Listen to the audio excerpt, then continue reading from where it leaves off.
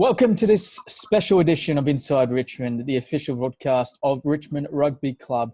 Today, it's my enormous privilege to welcome back to the show former Richmond First 15 prop, current heavy, and now the first ever front row forward to solo swim the English Channel. Rupert, welcome back. How are you? Thanks, Tom.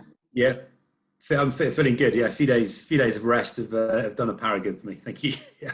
I think when I say this on behalf of the whole Richmond family, congratulations. An amazing effort. We were all watching on Sunday, following your social media channels. But just firstly, I guess, how are you feeling? How is the body? Yeah, the body feels all right, actually. It's very different from playing a game of rugby. I've got no bruises on my body. Shoulders are pretty tired. And then, swimming in the sea for 15 hours and missing a night's sleep was quite trying, but generally feel pretty good now. Thank you. Yeah, I've eaten a lot since I've finished. I bet. You mentioned 15 hours and 15 minutes was your time, which is an incredible achievement. Can you just sort of touch on how physically, but also mentally demanding you found the swim? Physically, it's I suppose the best analogy is it's a plod, really. You get going and you just carry on going. You can't stop at any point because you get taken backwards. The tides and the currents are such that the captain takes you on the route he feels is the quickest way to get to France. So for me, that was 15 hours. The sea was pretty choppy, so there's a bit of fighting that in the middle of the night, which is quite challenging. But generally, I feel good.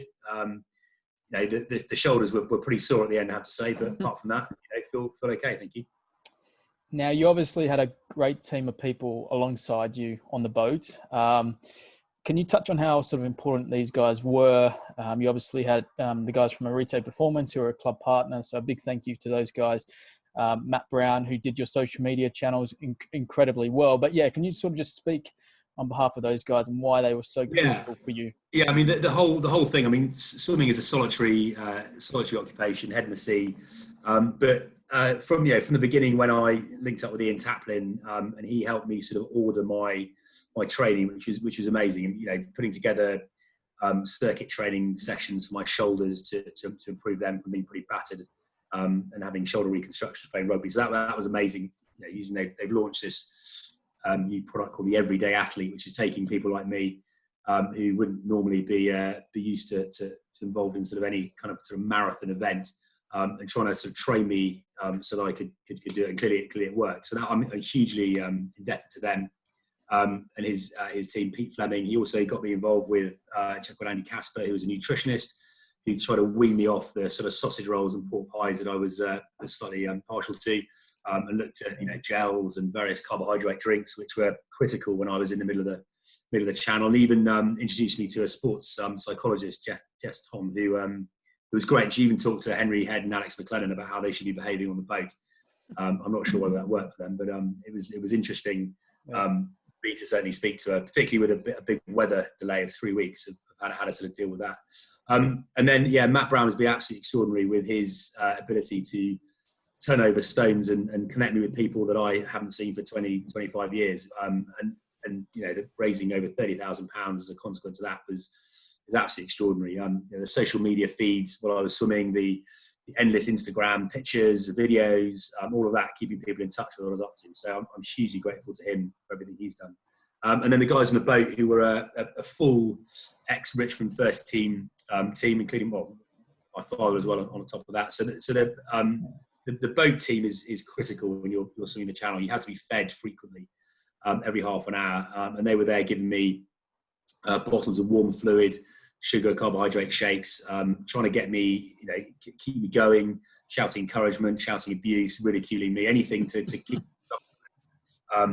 mental engagement with what I was doing, because every half an hour you need a little bit of a lift when you're in the middle of the barren channel, which is grey and dull and cold. So you need people to help you keep. Absolutely. And 15 hours is a long time to do anything, let alone swimming. You trained massively for this. This was obviously the longest period of time you'd been in the water, but did you really think that your training contributed to how well you went? Yeah, definitely. I mean, I've been hugely grateful to a number of people, I mean, particularly Ben Lee and Martin Bolter, both who played first team for Richmond. They spent hours and hours with me at Studland Bay down in Dorset, just swimming up and down. 6 hours is really the stock swim for training. I did a number of those, some of them in really cold water, end of May, beginning of June, which really sets the scene for what you're going to experience when you're in the channel. I mean, the cold is really the big leveler. I'm fortunate of having a decent sort of covering over my body. So that sort of lends itself to sort of organ insulation, which is critical for the swim. But the training is really mentally getting used to doing long periods in the sea, and also dealing with the cold. So yeah, I was pretty ready for it when it came along. Those moments when you knew that you were so close to France, reaching the coast, can you sort of touch on how you were feeling? Were you starting to get excited, or were you just so knackered that you wanted to get there? It's a difficult one. I saw France probably 5 hours before I finished, and I sort of swam parallel to the beach for quite a long time, but couldn't get in because the tides were so strong. And Henry Head at one point said to me, you see that lighthouse over there? If you can swim to that, it should take you an hour. That's your swim done. So I sort of replied with, if you're lying, I'll never speak to you again. And I was swimming for another 3 hours. So I'll never speak to Henry again. I'm joking. But it's all based on the strength of the currents and the tides. They're absolutely brutal. And having to cut straight through the middle of them in order to get to a bay where there's slacker water was a 3-hour job. I was at full pace for that point in the event, trying to get through the tide in order to actually make the beach. And the two swimmers that were slightly behind me on solo attempts, they were both pulled out of the water by their captain. So I was very fortunate enough to have that little bit extra to get through, because being 2 miles from France and then being told you can't continue is pretty devastating. It would be horrific. Yeah, absolutely. And I was obviously following your social feeds on Sunday, and Brownie said there were moments when you sort of thought that you were sort of into a bit of a zone or daydreaming. Is that true? Yeah, I think so. That swimming has a sort of meditative effect on me in the cold water. I don't know really what it is, but your brain sort of chops up the half an hour periods, and you do sort of drift off a little bit and keep going. But you do need to relax a bit, otherwise it'll send you around the bend. I mean, 15 hours looking at nothing is quite a long time. So I was quite glad to get out of it in the end, to be honest. And you had a couple swimmers in there with you, helping you out? Was that true? Yeah, so Tom Williams, who's also playing at the club, he jumped in with me for 2 of the hours, which is great. I mean, a bit different having someone swimming with you, a bit of company, someone to talk to. Yeah. He actually swam in a wetsuit, which was a bit disappointing, but it was great to have. It's great to have someone in the water with me after all that time of sort of solitary nature of it. Good. Yeah. And the moment you got there, the moment that you knew that you had completed the challenge, what were your emotions? How did you feel? Yeah, massive relief. I mean, it was a big effort. And when I sort of broke through the waves, a bit like Daniel Craig did in that James Bond film, all the French on the beach, they all sort of clustered around and gave me a round of applause and were shouting "Allez, allez" as I came in, which is amazing. Totally unexpected, but really nice to have that sort of welcoming from the French. Was brilliant. So it's really nice. And is it true that you had to immediately jump back in the water and swim back to the boat? Yeah, the boat captain said he arrived in his rib onto the beach, and I said, right, can we go now? And he said, you've got to swim back. And his justification for me swimming back is that I would have got cold on his rib. But I had to remind him that I'd been swimming in the sea for 15 hours wearing only a pair of Speedos. So cold was the least of my worries. But he held fast and had to swim back, which was a bit irritating. Yeah.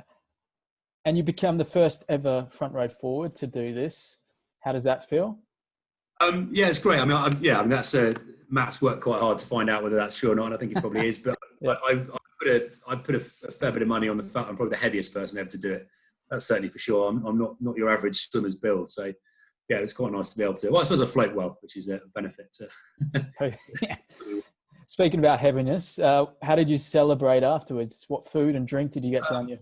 I mean, it's a bit disappointing actually for all those people that expect us to have a huge lunch in France and attack it with real venom. I had 3 Trebor soft mints and some water, and that's all I managed to stomach. My stomach was completely gone with sugary, sludgy stuff. So we ended up going back to Dover on the boat, which was a pretty horrific experience, being thrown around and tossed about in the waves, and then all went home straight to bed. So The celebration will come. Don't worry. There'll be a moment when Mr. Johnson lifts our latest lockdown, and we can go and attack it with all bit of force. Yeah, definitely. Your fundraising has been fantastic. At last glance, it's now pushed over £30,000, which is just amazing. That's for the Heavies Foundation, Defib Fund, and CMV Action. I guess for you, how thankful are you to everyone who has got behind you and donated to these massively important causes?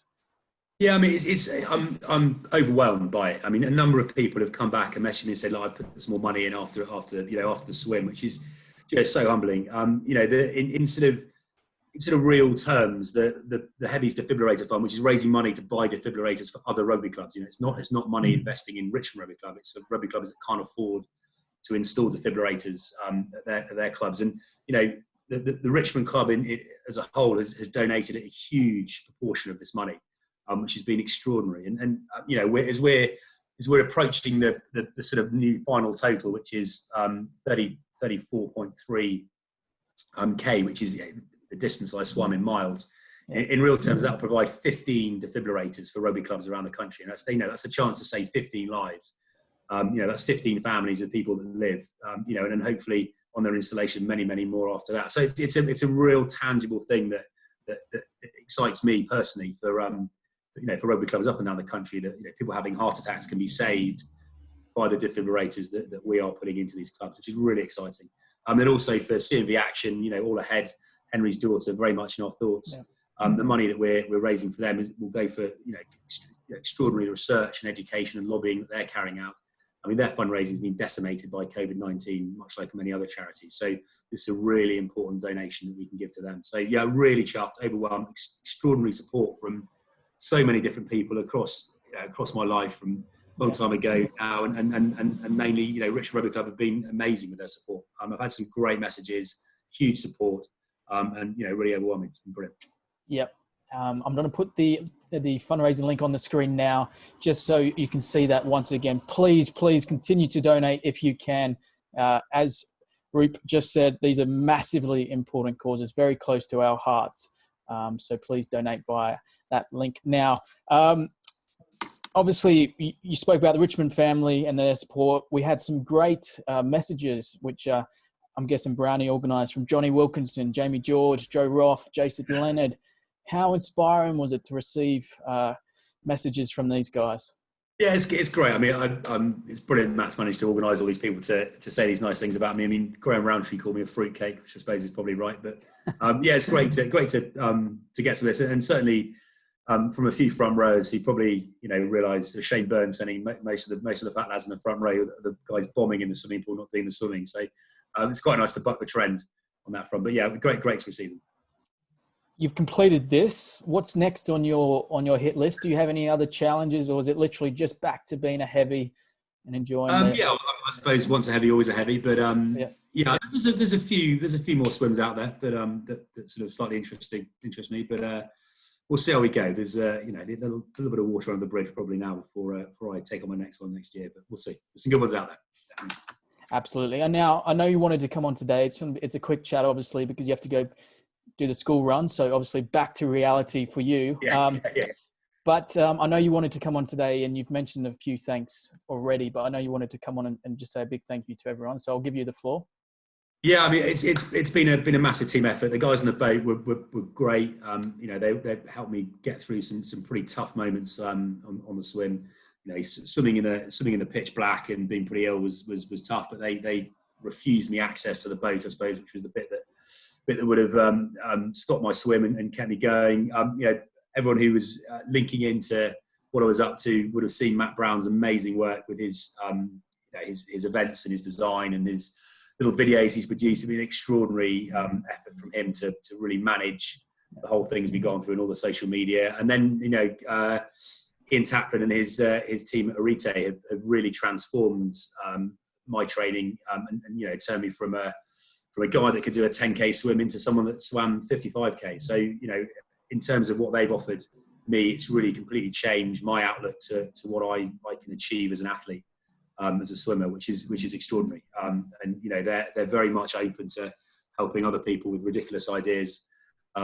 such as Swimming the Channel, to go and help them in the future. And then there's been a huge number of people who've fed me or paddleboarded next to me, give me a bed for the night when I've been swimming somewhere around the south coast. So hugely indebted to a huge number of people, and not least everyone at Richmond Rugby Club for donating huge amount of money to help these two brilliant causes and push the total to where it is today. So thank you all very, very much. Rupert, thank you. As Rupert mentioned, he's now got a new fundraising target of 34,003. Was it 34? Yeah, that's. I swam 34.3 miles, and that actually neatly ties in with 15 defibrillators. So it's all quite neat. I think I did it in 15 hours and 15 minutes. 15 defibrillators would be amazing if we can put those 15 back into rugby clubs up and down the country and save 15 or more lives when they're in. It'd be amazing. Really absolutely. Nice. And as mentioned, if you can continue to donate, the link is on your screen now.